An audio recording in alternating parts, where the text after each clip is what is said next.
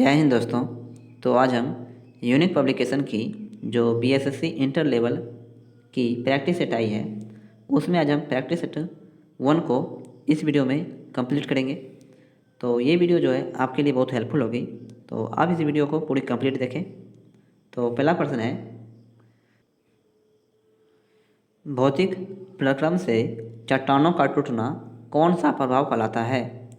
तो अब 6, भौतिक प्रक्रम से चट्टानों का टूटना कौन सा प्रभाव कहलाता है? तो अब 6। अगला सवाल है, निम्नलिखित में से कौन सा मरुभूमि में अपरदन का शक्तिशाली स्रोत है?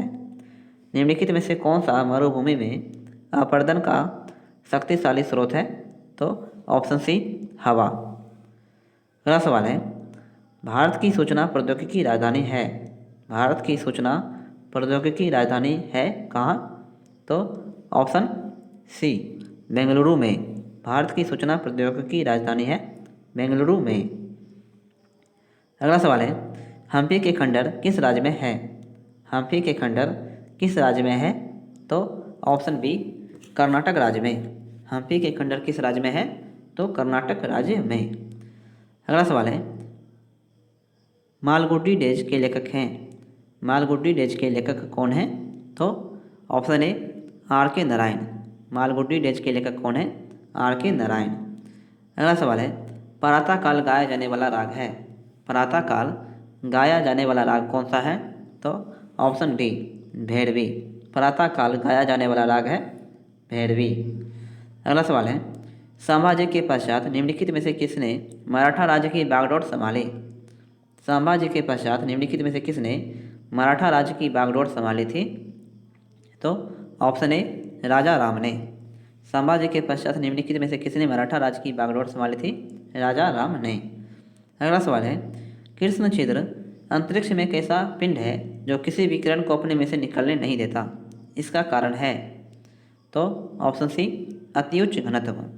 कृष्ण छिद्र अंतरिक्ष में एक ऐसा पिंड है जो किसी भी किरण को अपने में से निकलने नहीं देता, इसका कारण है अति उच्च घनत्व। और अगर ये वीडियो आपको हेल्पफुल लग रही है दोस्तों, तो प्लीज़ ऐसी और वीडियोस के लिए आप मेरा यूट्यूब चैनल जो है वो सब्सक्राइब कर लें और इस वीडियो को अपने सभी दोस्तों में शेयर कर दें। मैं आगे आपको बताऊंगा कि इसकी PDF फाइल आपको कहाँ मिल सकती है, तो आप मेरे यूट्यूब चैनल से जुड़े रहें। अगला सवाल है, लॉर्ड माउंटबेटन विशेष अनुदेशों के साथ वायसराय के रूप में भारत आया। लॉर्ड माउंटबेटन विशेष अनुदेशों के साथ वायसराय के रूप में भारत आया। तो ऑप्शन डी, कांग्रेस को विभाजन स्वीकार करने हेतु मनाने के लिए, कांग्रेस को विभाजन स्वीकार करने हेतु मनाने के लिए। अगला सवाल है, दिल्ली का सुल्तान जो भारत में नहरों के सबसे बड़े नेटवर्क के निर्माण के लिए प्रसिद्ध है था। दिल्ली का सुल्तान जो भारत में नहरों के सबसे बड़े नेटवर्क के निर्माण के लिए प्रसिद्ध है वो कौन था? तो ऑप्शन सी, फिरोज शाह तुगलक। फिरोज शाह तुगलक। अगला सवाल है, अलमाटी बांध किस नदी पर बना है? अलमाटी बांध किस नदी पर बना है? तो ऑप्शन सी, कृष्णा नदी पर। अलमाटी बांध किस नदी पर है? कृष्णा नदी पर। अगला सवाल है, भारत का राष्ट्रीय फल है, भारत का राष्ट्रीय फल कौन सा है? ऑप्शन डी, आम जो है वो भारत का राष्ट्रीय फल है। अगला सवाल है, जीटी रोड किसके शासनकाल में बनाई गई थी?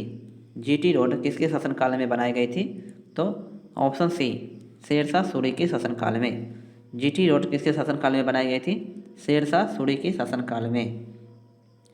अगला सवाल है, भारत का कौन सा राज्य या केंद्र शासित प्रदेश केसर का सबसे बड़ा उत्पादक है? भारत का कौन सा राज्य या केंद्र शासित प्रदेश केसर का सबसे बड़ा उत्पादक है? तो ऑप्शन ए, जम्मू कश्मीर राज्य। जम्मू कश्मीर राज्य। अगला सवाल है, भारत में श्वेत क्रांति के जनक माने जाते हैं, भारत में श्वेत क्रांति के जनक माने जाते हैं कौन? तो option A, doctor BG Kurien. Bharat में श्वेत क्रांति के जनक माने जाते हैं doctor BG Kurien, doctor BG Kurien. अगला सवाल है, निम्नलिखित में से कौन सा भाग, निम्नलिखित में से कौन सा भारत का राष्ट्रीय पुष्प है? निम्नलिखित में से कौन सा भारत का राष्ट्रीय पुष्प है? तो कमल जो है वो भारत का राष्ट्रीय पुष्प है। अगला सवाल है, डॉक्टर CV रमन को किस विषय में नोबेल पुरस्कार मिला?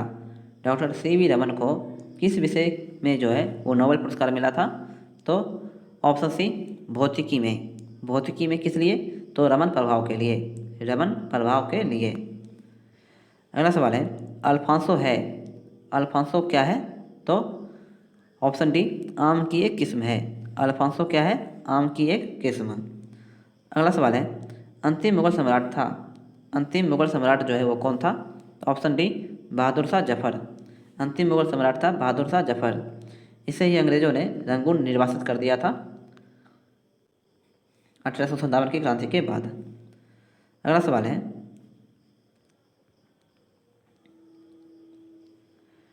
भारतीय संविधान का मसौदा तैयार करने वाली समिति के अध्यक्ष थे। भारतीय संविधान का मसौदा तैयार करने वाली समिति के अध्यक्ष कौन थे? तो option D B R Ambedkar. भारतीय संविधान का मसौदा तैयार करने वाली समिति के अध्यक्ष थे भीमराव अम्बेडकर। अगला सवाल है पृथ्वी पर उत्पन्न होने वाले छिद्र से निकलते गर्म पदार्थ को कहते हैं। पृथ्वी पर उत्पन्न होने वाले छिद्र से निकलते गर्म पदार्थ को कहते हैं। तो ऑप्शन सी लावा, लावा कहते हैं। अगला सवाल है शक स्वंत जो 78 ईस्वी पूर्व में आरंभ होता है प्रकट करता है। शक स्वंत जो 78 ईस्वी पूर्व से आरंभ होता है प्रकट करता है क्या? तो ऑप्शन ए कनिष्क का शासन, कनिष्क का शासन। हमारा राष्ट्रीय कैलेंडर जो आधारित है वो इसी पर आधारित है, शक स्वंत पर। अगला सवाल है निम्नलिखित में से किस राष्ट्रवादी नेता ने जर्मनी और ब्रिटेन के युद्ध को ऐसे देवी अवसर के रूप में देखा जो भारतीयों को लाभान्वित कर सकता था? तो सुभाष चंद्र बोस ने। निम्नलिखित में से किस राष्ट्रवादी नेता ने जर्मनी और ब्रिटेन के युद्ध को ऐसे देवी अवसर के रूप में देखा जो भारतीयों को लाभान्वित कर सकता था? तो सुभाष चंद्र बोस ने। अगला सवाल है निम्नलिखित में से कौन सी कृषि विधा इको फ्रेंडली है? निम्नलिखित में से कौन सी कृषि विधा इको फ्रेंडली है? तो ऑप्शन ए ऑर्गेनिक फार्मिंग। ऑर्गेनिक फार्मिंग जो है ये कृषि विधा इको फ्रेंडली है। अगला सवाल है अंग्रेजों के शासनकाल में भारत में उद्योग का स्वतंत्र विकास नहीं हुआ, इसका क्या कारण था? अंग्रेजों के शासनकाल में भारत में उद्योगों का स्वतंत्र विकास नहीं हुआ, इसका कारण क्या था? तो ऑप्शन बी विदेशी पूंजी की दुर्लभता, विदेशी पूंजी की दुर्लभता। अगला सवाल है शासन की संघीय प्रणाली इस अधिनियम के अंतर्गत स्थापित की गई थी। शासन की संघीय प्रणाली इस अधिनियम के अंतर्गत स्थापित की गई थी। तो option B government of India act 1935, government of India act 1935। अगला सवाल है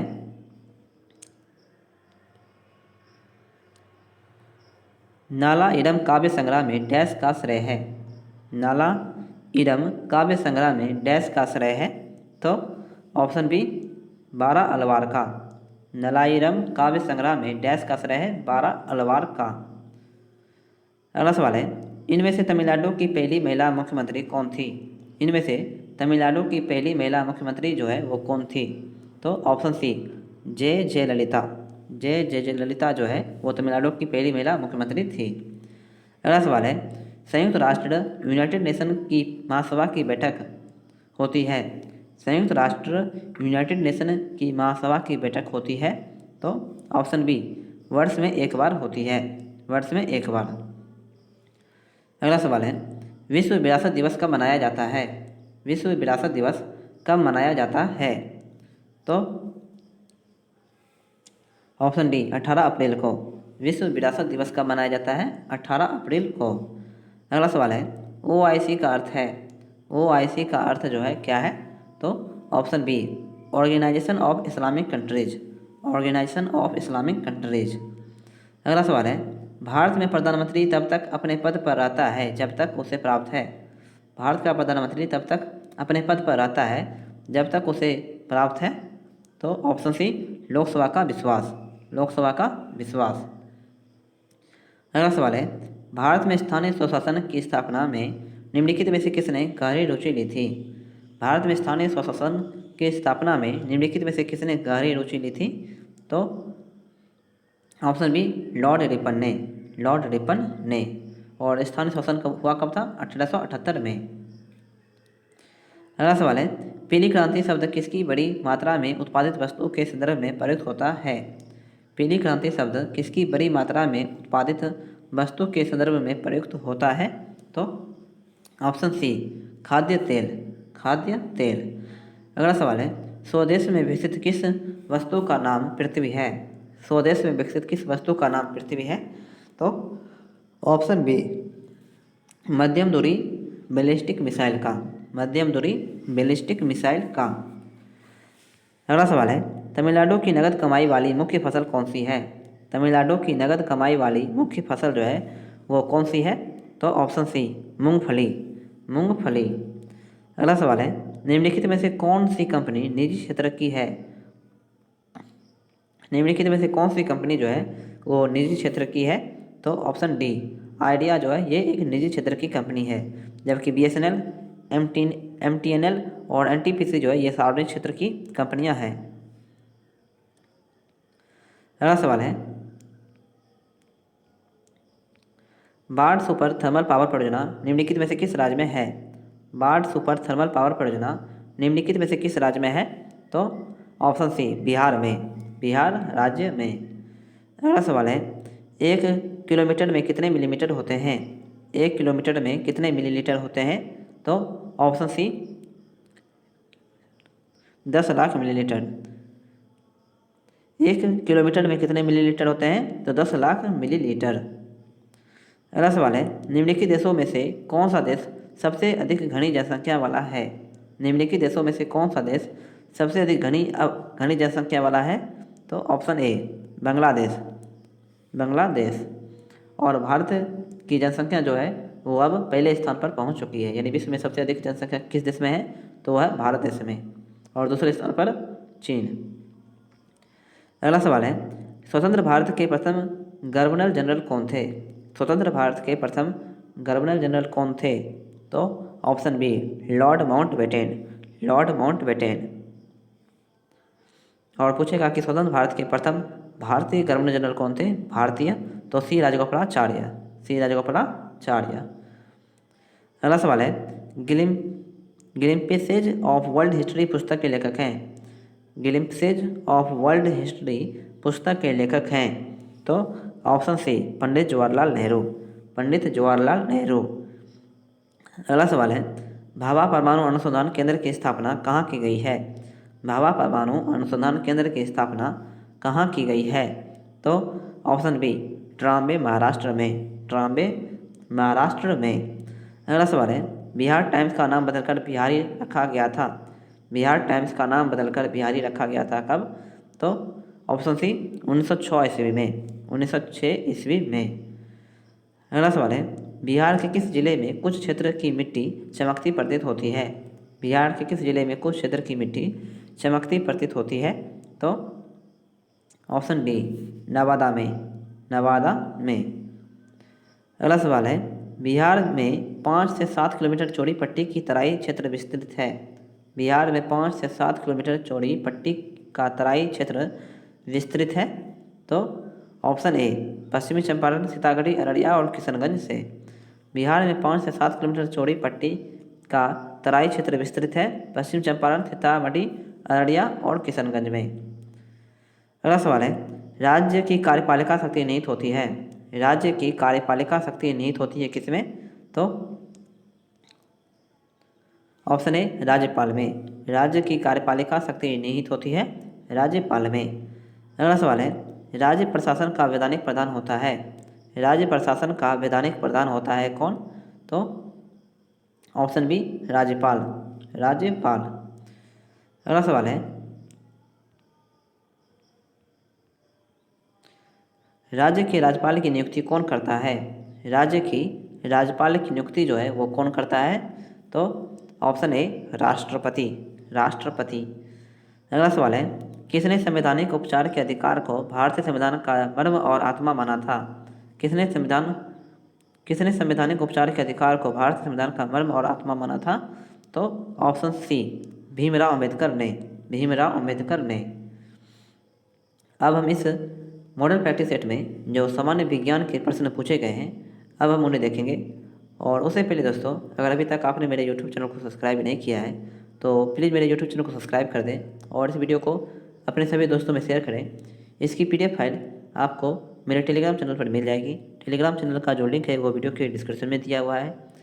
आप मेरे टेलीग्राम चैनल से ज्वाइन हो जाएं, वहाँ पे आपको सभी मेरे यूट्यूब की वीडियो की PDF जो है वो मिलती रहेगी।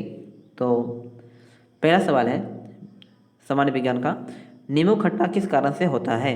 नींबू खट्टा किस कारण से होता है? तो ऑप्शन डी, साइट्रिक अम्ल के कारण। साइट्रिक अम्ल के कारण। अगला सवाल है, विरंजक चूर्ण के लिए कौन सा असत्य है? विरंजक चूर्ण के लिए कौन सा असत्य है? तो ऑप्शन ए, जल में अधिक विलय होता है, ये असत्य है। जबकि सत्य कौन कौन से हैं? तो ये हल्के पीले रंग का चूर्ण है, ये हल्के पीले रंग का चूर्ण है, ठीक है। ये ऑक्सीकारक है और यह तनु अम्ल की प्रतिक्रिया से क्लोरीन निष्कासित करता है। यह तनु अम्ल की प्रतिक्रिया से क्लोरीन निष्कासित करता है। अगला सवाल है, पारद धातु मिश्रण है। पारद धातु मिश्रण है किसका? तो ऑप्शन सी, पारद युक्त मिश्र धातु होती है। पारद धातु मिश्रण है, पारद युक्त मिश्र धातु होती है। यानी वो जो धातु है उसमें कम से कम एक तत्व जो है वो पारा होना अनिवार्य है, तभी वो पारद धातु कहलाएगी। अगला सवाल है, मनुष्य के जीवन काल में कितने दांत 2 बार विकसित होते हैं? मनुष्य के जीवन काल में कितने दांत जो है वो 2 बार विकसित होते हैं? तो ऑप्शन सी, 20 दांत। 20 दांत। और दांत होते कितने प्रकार के हैं? तो 4 प्रकार के। 4 प्रकार के। अगला सवाल है, मनुष्य के शरीर में पैर की हड्डी होती है। मनुष्य के शरीर में पैर की हड्डी होती है कैसी? तो खोखली। मनुष्य के शरीर में पैर की हड्डी होती है खोखली। अगला सवाल है, मनुष्य की खोपड़ी में कुल कितनी अस्थियां होती है? मनुष्य की खोपड़ी में कुल कितनी अस्थियां होती है? तो ऑप्शन बी, 30 अस्थियां। मनुष्य की खोपड़ी में कुल कितनी अस्थियां होती है? 30 अस्थियां। अगला सवाल है, माँ पौधे की भांति पौधा मिलता है। माँ पौधे की भांति पौधा मिलता है। तो ऑप्शन डी, इन दोनों में, यानी बीजों में और कटा तना से। माँ पौधे की भांति पौधा मिलता है इन दोनों से, यानी बीजों से और कटा तना से। अगला सवाल है, इंसुलिन प्राप्त होती है। इंसुलिन प्राप्त होती है किससे? तो ऑप्शन डालिया की जड़ों से। ऑप्शन बी, इंसुलिन प्राप्त होती है डालिया की जड़ों से। अगला सवाल है, संसार का सबसे बड़ा पुष्प है। संसार का सबसे बड़ा पुष्प कौन सा है? तो रेफलेसिया। संसार का सबसे बड़ा पुष्प कौन सा है? रेफलेसिया। अगला सवाल है, भारी जल वह जल होता है। भारी जल वह जल होता है जो, ऑप्शन सी, जिसमें हाइड्रोजन का स्थान उसका आइसोटोप ले लेता है। जिसमें हाइड्रोजन का स्थान जो है उसका आइसोटोप ले लेता है। अगला सवाल है, परमाणु नाभिक के अवयव हैं। परमाणु नाभिक के अवयव हैं। तो ऑप्शन सी, प्रोटॉन और न्यूट्रॉन। परमाणु नाभिक के अवयव हैं प्रोटॉन और न्यूट्रॉन। अगला सवाल है, 100 वाट का बिजली का 100 वाट का बिजली का बल्ब यदि 10 घंटे जले तो बिजली का खर्च होगा। 100 वाट का बिजली का बल्ब यदि 10 घंटे जले तो बिजली का खर्च होगा। तो ऑप्शन बी, 1 इकाई। 1 इकाई। अगला सवाल है, यदि किसी ऐनक के लेंस का पावर प्लस 0.2 डायोप्टर हो तो इसकी फोकस की दूरी होगी। यदि किसी ऐनक के लेंस का पावर प्लस 0.2 डायोप्टर हो तो इसके फोकस की दूरी होगी। तो ऑप्शन सी, 50 सेंटीमीटर। 50 सेंटीमीटर। अगला सवाल है, निम्नलिखित में से कौन एक कंप्यूटर की भाषा नहीं है? निम्नलिखित में से कौन एक कंप्यूटर की भाषा नहीं है? तो ऑप्शन सी, फास्ट। फास्ट जो है ये कंप्यूटर की भाषा नहीं है, जबकि बेसिक, सी और फोर्ट्रॉन जो है ये तीनों कंप्यूटर की भाषाएं हैं। अगला सवाल है, पानी का घनत्व अधिकतम होता है। पानी का घनत्व अधिकतम होता है कितने ताप पर? तो 4 डिग्री सेल्सियस पर। 4 डिग्री सेल्सियस पर। अगला सवाल है, प्लास्टर ऑफ पेरिस का सूत्र है। प्लास्टर ऑफ पेरिस का सूत्र है क्या? तो option D, CaSO4 into half H2O। Plaster of Paris का सूत्र है CaSO4 इंटू हाफ H2O और इसका रासायनिक नाम क्या है? Calcium carbonate. Calcium carbonate. अगला सवाल है, निम्नलिखित में से कौन सा अम्ल सिरके में उपस्थित है? निम्नलिखित में से कौन सा अम्ल सिरके में उपस्थित है? तो ऑप्शन डी, एसिटिक अम्ल जो है वो सिरके में उपस्थित होता है, एसिटिक अम्ल। अगला सवाल है, ध्वनि का वायु में वेग अनुमानता होती है। ध्वनि का वायु में वेग अनुमानता होती है कितनी? तो ऑप्शन सी 330 मीटर प्रति सेकंड, 330 मीटर प्रति सेकंड। अगला सवाल है, प्रकाश विकिरणों की प्रकृति होती है। प्रकाश विकिरणों की प्रकृति होती है क्या? तो ऑप्शन सी तरंग एवं कण दोनों के समान।